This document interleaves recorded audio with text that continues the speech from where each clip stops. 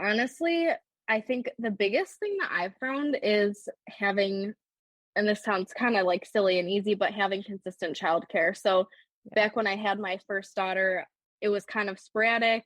I didn't know if I even like wanted to have much childcare or not. And the bookkeeping became more of like a stress and a burden than an enjoyable thing, which I had enjoyed doing bookkeeping previously. And so that's kind of why I was almost like, do I even want to do this? Should I just like hang on to the few clients that I have until the kids are off in school and then I'll like go back to it. And it ended up being like I had many, many times where I was like, should I just like offboard all my clients right now? I hmm hate this. And then once I found a sitter I trusted who could watch the kids consistently at least 2 times a week, for several hours, immediately like it brought the joy back of like stretching my mind, doing some problem solving, puzzling, things like that, and the enjoyment of bookkeeping. Hey, and welcome to the Ambitious Bookkeeper podcast. I'm Serena Shoup. I am a CPA and mom of 3, and I'm running a virtual bookkeeping business mostly from my home. You're in the right place if you're a bookkeeper, accountant, or an accounting student, and you know that your purpose is bigger than sitting in a cubicle. If you're ready to learn some actionable tips and strategies to help you start and grow a bookkeeping or accounting business, I hope you stick around. Welcome back to the Ambitious Bookkeeper podcast. I'm your host, Serena Shoup. This is part of our niche series. As part of this series spanning July and August, you'll be listening in on interviews with niche bookkeepers and accountants. I thought it would be really inspirational and super valuable to bring on bookkeepers and accountants who have built niche firms to take you behind the curtain of what it looks like to get to the point of serving in a specific niche. My hope is that you'll gain the inspiration and information that will help you hone in on your niche, or if you already have one, find different ways to help your clients. I'll be asking some similar questions of each of our guests, like what their minimum fee is, how they got into their niche, and what their firm team structure looks like. I'm super excited to bring this to you, and I hope that you enjoy. If you're ready to hone in on your own niche and build a bookkeeping business that gives you the life that you want, check out the Bookkeeping Business Accelerator by going to ambitiousbookkeeper.com/BBA. The link is also in the show notes. If finding a perfect fit client is something that you've needed, check out my mini course, The Bookkeeping Client Closer. Go to ambitiousbookkeeper.com/closer. All the links will be in the show notes. Now let's get into today's episode. All right. Welcome back to the Ambitious Bookkeeper podcast. And I should have asked you how to pronounce your last name before we went on air, so I'm just going to let you do that. But I have another special guest for part of our niche series/niche series. I have Haley on today. And Haley, would you like to introduce yourself and your business and who you help? Hi, I'm Haley Bonczyk. That's a Polish based last name. So I think probably originally it was pronounced Bonczyk, but what are you going to do? But Yeah. yes, Haley Bonczyk. I own Thrive Bookkeeping. I started my business back in 2017, and it was before we had kids. I was kind of trying to think of something that would allow me to have flexibility to stay home with my kids if possible. So I started my business, and I actually worked as a bookkeeper on the payroll for a large real estate company for a while getting my business started. Went to a bunch of Chamber of Commerce, BNI meetings, things like that. And once I was able to replace that payroll income, I quit that job and was able to go do my own bookkeeping. Once we had kids, I actually kind of closed my books. So I had a couple contractors, and then I closed the books once we had kids. I think just part of, having kids for the first time, you got to Mhm. figure it out a little bit. So in a way, put the business on hold. And then we ended up moving about 2 years ago. So kind of just recently, I've been able to get consistent childcare. Two of my kids are now starting to go to school and have been able to kind of rebuild my team, build out my systems a little bit better than they were, and continue to grow my business from here. Yeah, I did something similar. I had started my business when I had a 1-year-old, and then I was pregnant with another one. And then once he was born, I was like, this is a lot harder with two than one, Mm-hmm, mm-hmm. two little ones. And so I did kind of took like a hiatus, I guess. I think I had like one client that I kept on, but yeah, Mm-hmm. it's a challenge. running, like growing a business and having to also manage little ones. So I totally relate to that. And hopefully our listeners might feel a little validated too if they're struggling to balance both. But yeah. Okay. So how did you get into your specific niche? So yes, my niche is real estate bookkeeping. My husband and I have actually owned rental properties pretty much since we got married, which was about 10 years ago now. So we had a lot of experience with that. My husband had always wanted to kind of have that be like his sort of retirement plan. And actually, even since then, he's gotten into different types of real estate and things like that. But so that had always been kind of, we'd been touching that in one way or the other. And then when I started my business, I didn't have a specific niche. I feel like most people don't niche immediately. You're kind of just like, I'll take whatever I can get.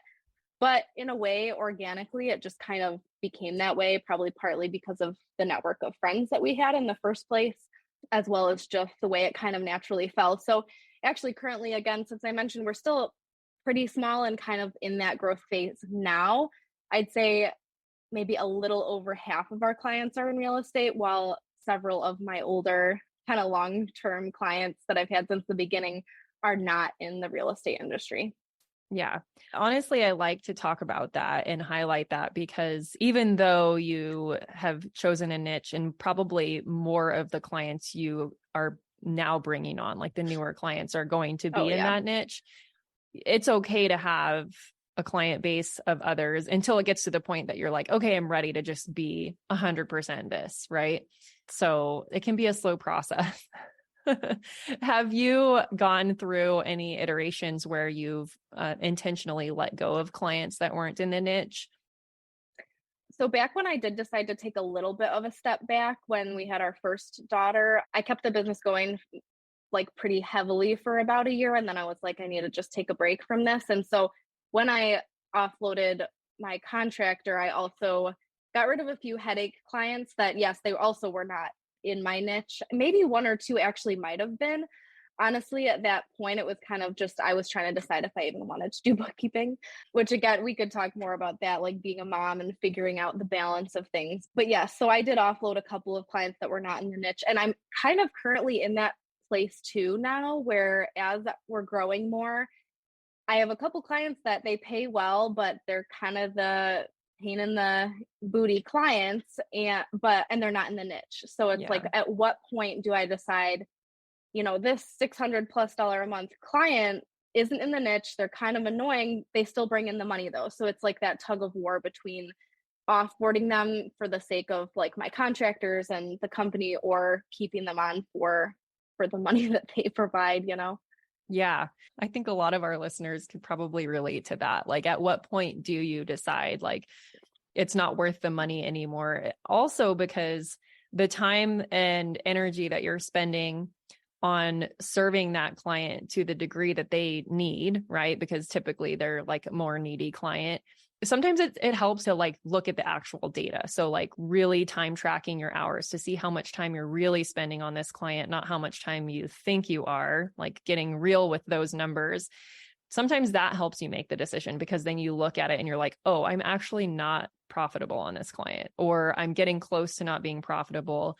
And in order to continue this, I would need to raise their price anyway. And then you get to asking yourself the question, like, what amount of money is worth this client? And then the time that it would free up for you to take on a newer client. So if you already have clients that are coming to you and you have a wait list, like it might feel a little safer to let that client go. But if you don't, the way it works anyway is like, and it's hard to trust this process, but what I've experienced is even without clients lined up that are in your niche, letting go of that pain in the butt client sometimes just frees you up energetically, that like within a couple days, or maybe even the same day that you let that client go, you're going to get inquiries. That's what I've experienced, but I understand that's a lot, like, to trust that process. Yeah, absolutely. And actually, speaking of that too, I do have a couple old time clients that are like well below what I want to charge as well. And then that's a whole other type of struggle is like, I do actually like speaking to those clients, but they're so far below what I want to and need to charge now that it's that I need to do like an analysis like that. And we track our hours really well and things like that. So we should be able to kind of do that check maybe, end of Q3 or Q4 and kind of make that decision. Yeah.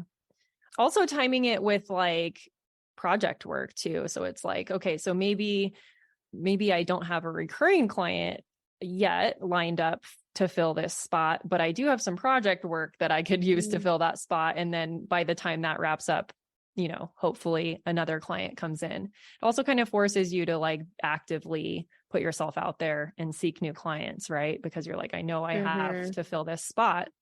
So you said what does your team structure look like? Is it you and your husband? Is it you and a team? What does that look like? We'll be back after a quick break. This episode of the Ambitious Bookkeeper podcast is sponsored by my brand new free training, The Ultimate Guide to Creating a Profitable Bookkeeping Business. In just 1 hour, you will learn 3 keys to creating and launching a profitable bookkeeping business. We will map out your path to creating a bookkeeping or accounting business that keeps you in control of your time, priorities, and expertise. From someone who built a 6-figure firm on part-time hours. That's right. You can stay in control of your time, keep family as your priority, and serve your clients well. It just takes a little strategy up front, and I'm going to help you with that during this free training. So head over to the show notes to sign up now for the next training and find out how you can choose the work you do, kick imposter syndrome to the curb, use tech to be super efficient, which all leads to a profitable business. Just head on over to ambitiousbookkeeper.com/training, and I will see you there.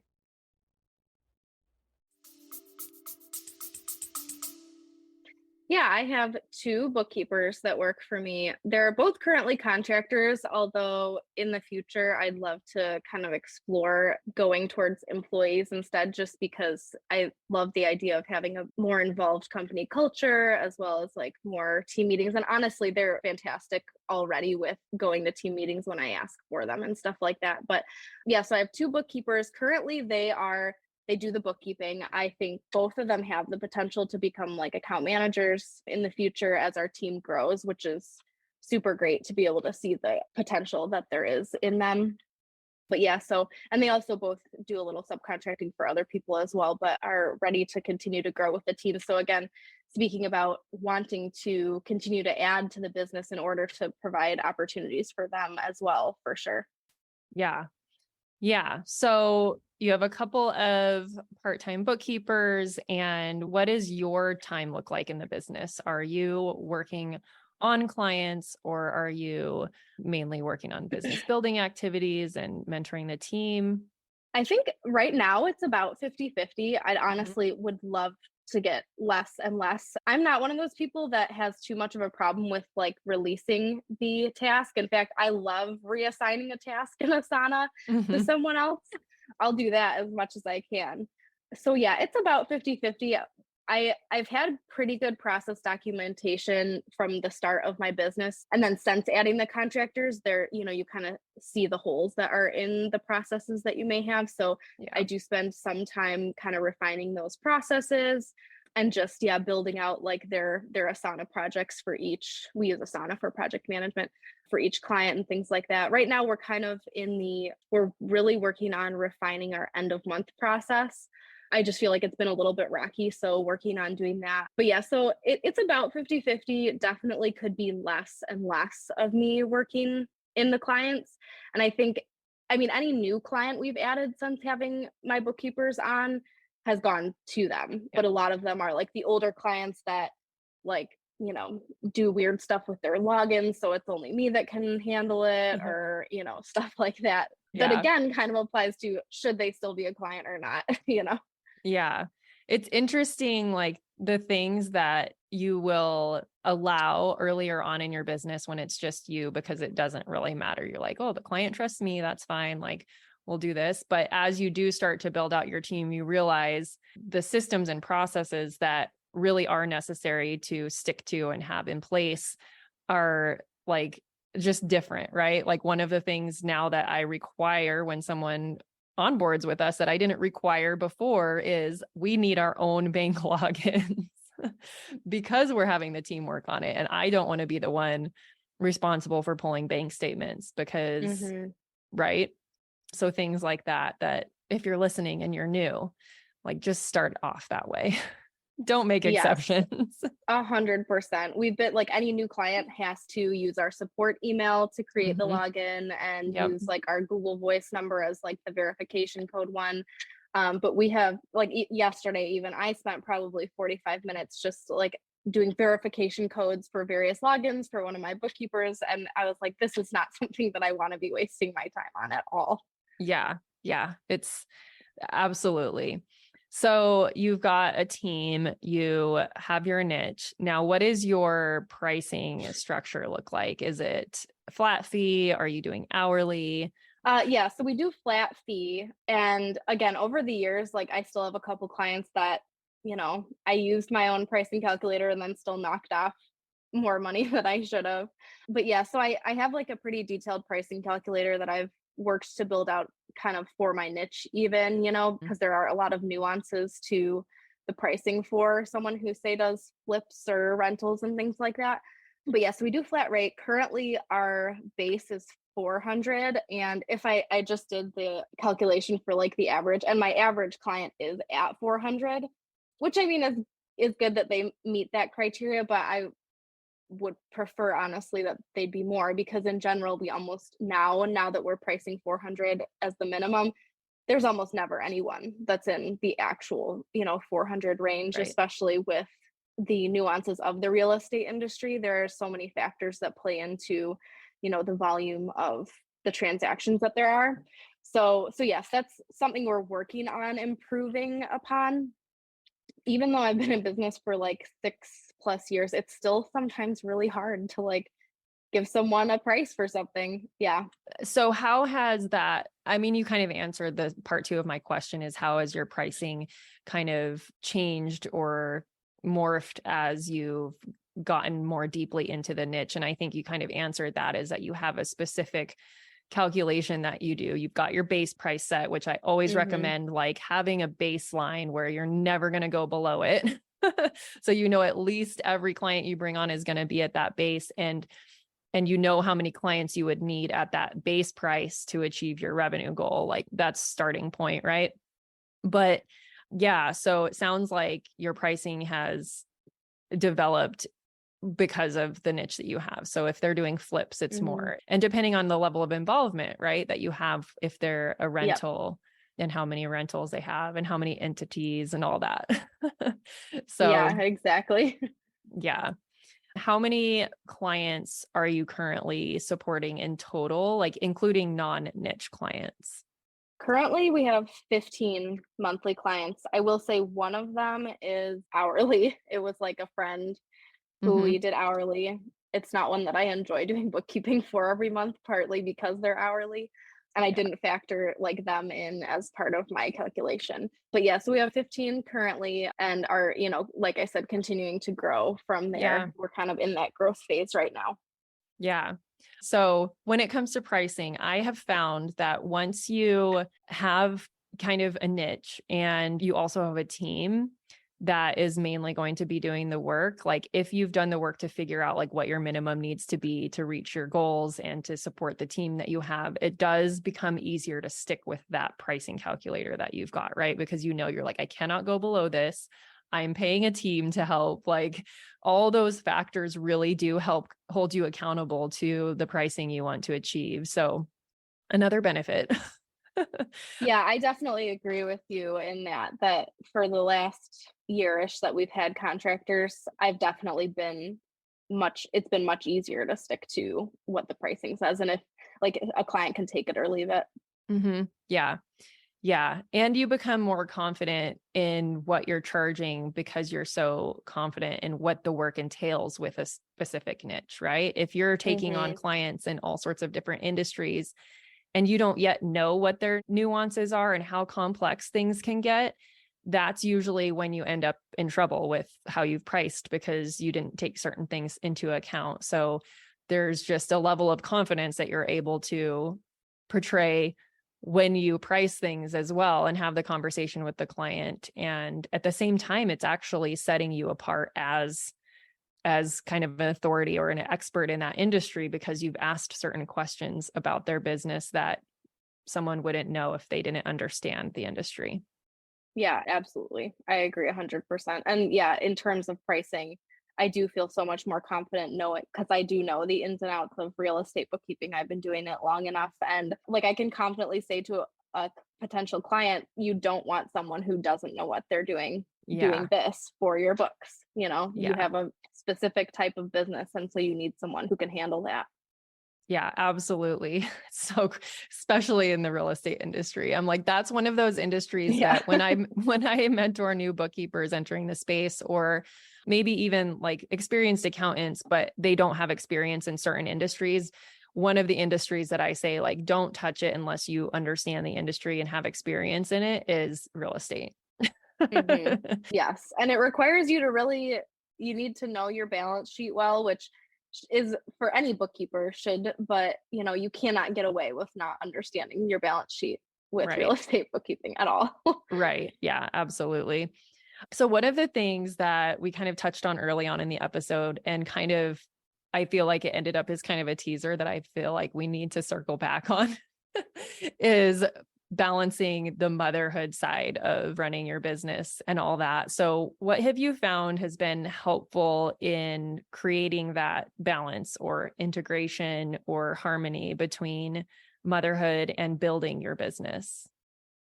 That's a great question. Yeah, honestly, I think the biggest thing that I've found is having, and this sounds kind of like silly and easy, but having consistent childcare. So back when I had my first daughter, it was kind of sporadic.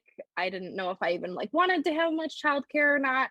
And the bookkeeping became more of a stress and a burden than an enjoyable thing, which I had enjoyed doing bookkeeping previously. And so that's kind of why I was almost like, do I even want to do this? Should I just hang on to the few clients that I have until the kids are off in school, and then I'll go back to it, and it ended up being I had many, many times where I was like, should I just offboard all my clients right now? I hate this. And then once I found a sitter I trusted who could watch the kids consistently at least 2 times a week, for several hours, immediately it brought the joy back of stretching my mind, doing some, problem solving, puzzling, things like that, and the enjoyment of bookkeeping. And I'm so glad that I stuck it out as long as I did to just kind of figure out what worked for me so that I could rediscover the joy of bookkeeping and even networking and things like that, which I thought was maybe just I was I'm just meant to be a stay-at-home mom, I guess, which looking back is silly because I love working and I love being a mom. And I think, anyone can find the right balance for them. And so now being at the point where we're growing my business, I have my contractors knowing that there is still a balance I want to hold. I'm not going to go to working 40 hours a week, because then again, I think I would lose the joy of bookkeeping because I'd be missing out on another joy in life. So being able to continually find that balance as the business grows, as I have more contractors, more work, all those kinds of things. And yeah, I think, as a mom, it sometimes takes time to find that. I think it probably took 3 or 4 years to really settle in on what that balance looked like, but you can get there. Oh, I love that. It's such a good piece of advice, is the consistent childcare, and then just allowing yourself to test out different things and yeah, not overdoing it on one side and missing out on the joy on the other, and allowing yourself to enjoy both sides of it. It's okay to enjoy being a stay-at-home mom and also enjoy working. And what you're able to create with a bookkeeping business is a full-time income without working full-time. It is possible. Mm-hmm. So I just love that you're modeling that as well. The more of us women modeling that, the better, because it gives permission to the next one to say, oh, okay, yeah, it may not happen overnight. You may not get to that full-time salary overnight. You probably won't, in fact. And it's going to require a lot of intention around how you're spending your time and being very clear on what you're willing to do versus not, and things like that. So how many hours do you typically work per week? Or maybe, because I know with bookkeeping, it's like front loaded, right? It's like a lot Yeah. more work at the beginning of the month, but then you have like a couple weeks. What does your flow look like? Are you working a consistent number of hours a week, or is it more flexible than that? And how much are you working? Because I like to share those things Yeah. with people. Yeah. So I have a sitter come for about 8 hours a week, give or take. She can be flexible, and the kids will be going back to school pretty soon. So that'll change as well.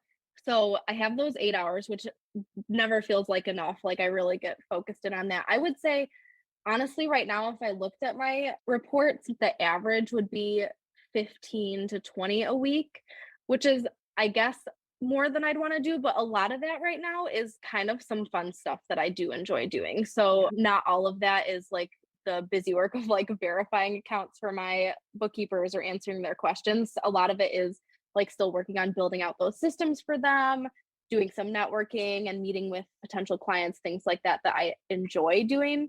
And a lot of the stuff that I don't necessarily have to do, I could have like one of my bookkeepers do it or hire an administrative assistant, but I like doing that within the business. So I almost wouldn't count, maybe 3 to 5 hours of that every week. But yeah, and I'd love to get it down to 10 to 15 as the average. But right now, like I said, it's in like a decent sweet spot. So I do need to continue to build the systems to maintain that sweet spot, especially as we add clients every now and again and potentially add bookkeepers in the future and stuff like that to just maintain. Like I wouldn't want to go over what I currently am at for sure. Yeah.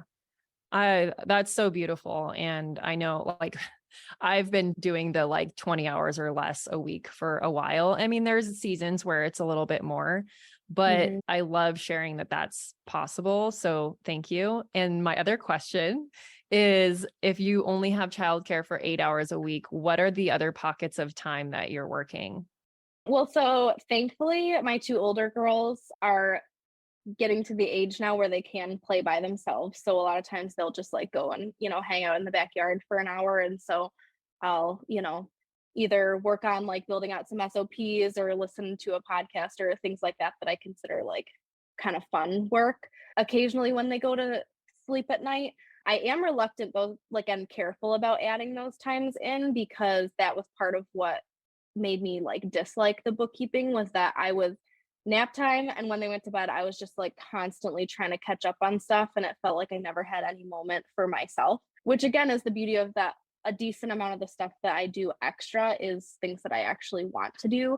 But yeah, so it's just kind of in little pockets here and there. My girls too now know like if mom sits down at the desk, I just have, a little bit of work to do and they're fine with it. And again, I think it's good for them to see me being able to be present with them, but then also work and accomplish, other things as well for myself. So yeah, that is still potentially a balance, but thankfully with the sitter, I can get like the majority of the must do work done when she's there. And, there's the occasional thing here and there that I have to fit in outside of that.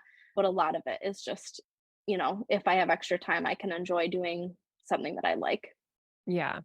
So the 8 hours that you have the sitter, do you dedicate that time to like discovery calls, meeting with clients and like actual client work? I do. Sometimes I would like to get it down to like a specific single day that I do client calls because a lot of Mhm. times it'll like my entire schedule will get filled up between like if I had like a networking event and then a meeting with someone from that networking group and then a client meeting and so by the time that's done I have had no time to actually do what I like real work, so to Yeah. speak. The deep Um work. yeah, exactly. But it's kind of a mix right now. Like, I mean, this time of the month, I do have like a decent amount of client meetings scheduled, like for next week, for example, is pretty full up. But then, like lately, especially with the bookkeepers, the last week of the month is almost completely free, which is great for me to drill down on any questions that they had, creating any new SOPs, or again, doing like some of that enjoyable, fun stuff. Yeah. Yeah, that's always nice to hear. I personally sometimes struggle with like the motivation of wanting to do the client work when I do have the childcare. and I can get like easily distracted. So I want other people to know that like, I think that's normal. And yeah, sometimes it happens, and then you're catching up later after they go to bed. Mm-hmm. I will say, when I have my time at the computer, honestly, like I'm part of a coaching group, and they have a specific day and time they meet every week, and I miss it like half the time because I'm just so focused in on whatever work that I am doing. So I don't usually have a problem with like drilling down and That's focusing in good. on whatever is on, like, if it's on the to-do list, I love, checking off those things, and I can thankfully be pretty focused. And maybe motherhood has kind of helped with that too. Mm-hmm. And having had that period where I just had to like focus when I had the moments of time. So, yeah. Yeah. That definitely adds to it. And it is helpful if you are doing stuff that you do truly enjoy. So, yeah. All right. So I think we've covered like a lot of the questions that I had. I'm looking at my list to make sure we didn't miss anything. But yeah, so what was before you started your bookkeeping business, before you had kids, what was your background? Well, kind of funny. I mean, I went to school, I have an associate's degree in business, went to school not really knowing for sure what I wanted to do. And I, started engineering and kind of switched all over the place, and ended with an associate's degree, again, kind of just being like, I'm just going to table this until I figure out what I want to do. And honestly, when I was in high school, I just loved doing like calculus, such a nerd, but like I would have just sat and done like math problems all day, and that would have been like my favorite thing to do. And so that's what I started going to engineering, thinking like, oh, math, and you don't get to just do math problems all day in engineering. Yeah, not so much. So I worked on a vegetable farm for several years, and then got a job as a bookkeeper. And I also did bookkeeper business launch, or I think it's just BL now. I can never remember launch. what the acronym. Yeah. Back then it was like B3 or BBL or something. But I discovered that, and bookkeeping is that like puzzle that I love about, doing math problems. So I've never gone back to school since, and honestly, I don't see any need to. But yeah, so that's kind of my background there, was, a little bit back and forth, and then just kind of discovering bookkeeping and realizing that this kind of fit the criteria of the things that I had loved to do. Oh, I love that. I'm always very interested to hear like how people ended up in bookkeeping. And yeah, I'm a huge believer that it can be learned not in college. My very first mentor in bookkeeping / accounting did not have a degree, and she taught me so much. So yeah, I truly believe that it can be self-taught and learned on the job very well. So I like to highlight that too. So thank you for sharing. Yeah, absolutely. Yeah. So you've now been in business for what, 6 years, you said? 2017. So yeah, 6-ish. Okay. Yeah, we started around the same time then. Yeah. So if you can think back so far to 6 years ago when you first started, what piece of advice would you have to somebody starting out right now?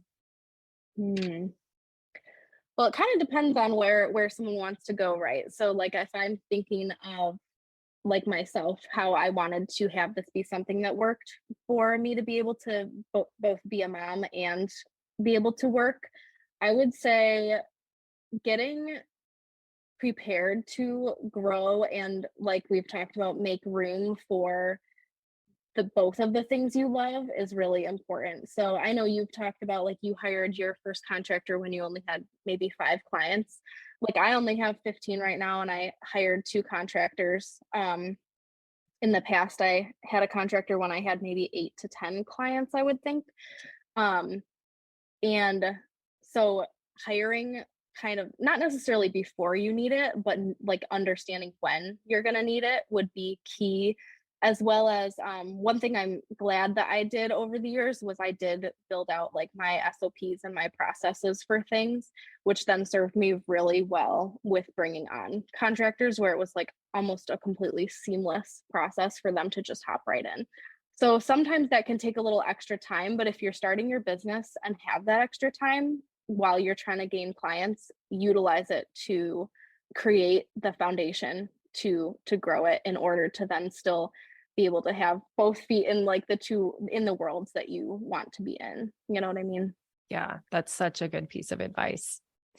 Now, my other question is for someone who is a few years in and they're trying to, I mean, your answer is probably going to be the same, honestly, is like if they're trying to figure out which direction they want to go, what was something that helped you really get clear on that whole piece? Like, do I want to grow or do I want to stay where I'm at?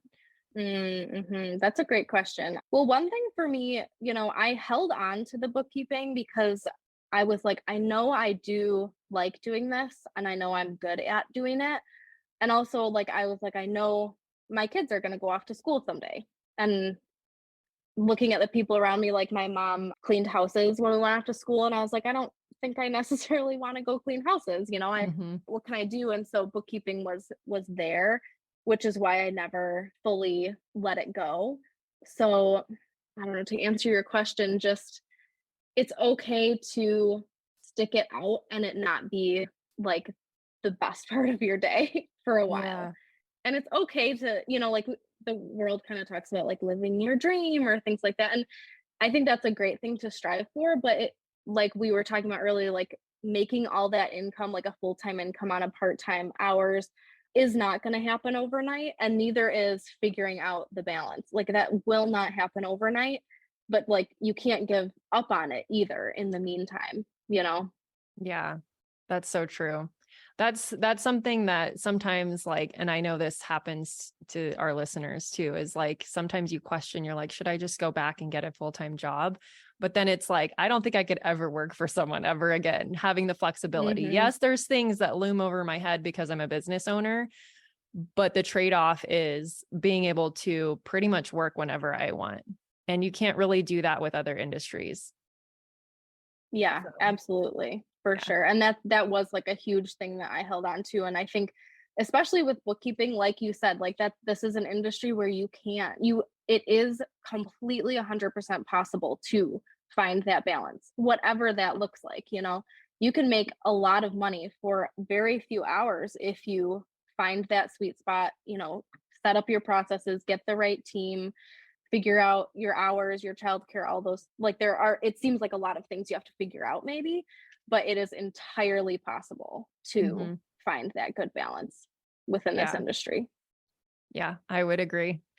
And just like giving yourself grace of like, yeah, it's not going to be rainbows and butterflies every day. There's going to be days that you're kind of dreading it, or days that you procrastinate on things, or days where it's like, do I really want to do this? But don't we all have that feeling about regular jobs too? Like, oh yeah, exactly. So it's just like choosing your hard, like, it's a challenge, right? It's not always going to be easy, but the upsides are so much greater than being in a job that you hate every day. For sure. Yeah, I agree 100%. So, well, thank you so much for sharing your experience on the podcast. If someone wants to connect with you, where is the best place for them to do that? Sure. So we have our website, thrivebookkeepingllc.com. That's a great place to like book a discovery call, for example. We also are on Instagram and Facebook. I believe the handle is Thrive Bookkeeping LLC on Instagram. And that's, DMing me is a decent way to connect as well. So I can give you the links for those. Yeah, we'll definitely put those in the show notes. And yeah, thank you so much once again. It was a pleasure. And I hope that our listener found a ton of inspiration, especially if you're a mom. This will be a great episode. So thank you again, and we'll talk to you soon. Thanks so much. Thank you to everyone who helps make this podcast possible. Content and interviews are produced by me, Serena Shoup. Our intro and outro music is written and performed by my brother, Ian Gilliam. Editing is also by Ian using his awesome sound engineering skills along with Descript software. Hosting and publishing is by Buzzsprout. And you can check out the show notes for links to all of these amazing resources and resources mentioned in the episode. Embrace ambition.